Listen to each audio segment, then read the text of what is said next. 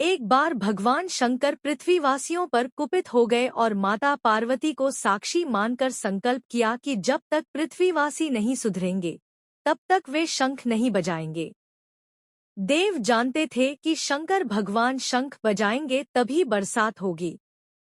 इससे घोर अकाल पड़ गया। पानी की एक बूंद तक नहीं बरसी। ऐसे में एक दिन भगवान शंकर पार्वती आकाश में विचरण कर रहे थे तो उन्होंने एक अजीब दृश्य देखा कि एक किसान भरी दोपहरी में चिलचिलाती धूप में खेत की जुताई कर रहा है। पसीने में नहाया मगर अपनी धुन में बहुत मगन। जमीन पत्थर की तरह सख्त हो गई थी, फिर भी वह जी-जोड़ मेहनत कर रहा था। उसकी आंखों में आत्मविश्वास था और उसके पसीने की बूंदों से उम्मीद टपक रही थी। भोलेनाथ व पार्वती बदले हुए वेश में आकाश से नीचे उतरे और उससे कहा, अरे भाई, तू क्यों बेकार कष्ट उठा रहा है? सूखी बंजर धरती में केवल पसीने बहाने से ही खेती नहीं होती। किसान ने हल चलाते चलाते ही जवाब दिया, हाँ, बिल्कुल ठीक कह रहे हैं श्रीमान। मगर हल चलने का गुण भूल न जाऊं, इसलिए मैं हर साल पूरी लगन के साथ जुताई करता हूँ। जुताई करना भूल गया तो केवल वर्षा से खेती हो सकेगी क्या? मेहनत का अपना ही परम आनंद है।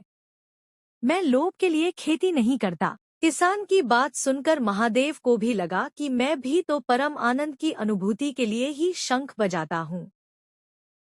मुझे भी शंख बजाए। एक बरस बीत गए, कहीं शंख बजाना भूल तो नहीं गया।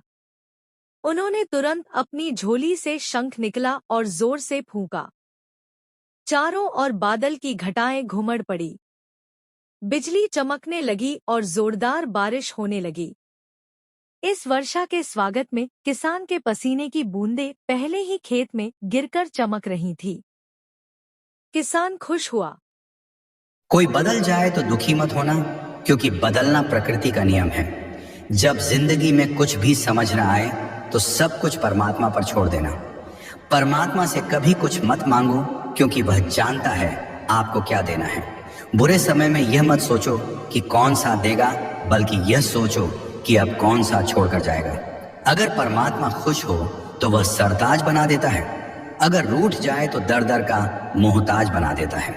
पक्षी एक एक अन्न खाने के खातिर 100-100 बार सर झुकाता है, और एक इंसान है जो 100 बार खाकर भी एक बार परमात्मा का शुक्रिया नहीं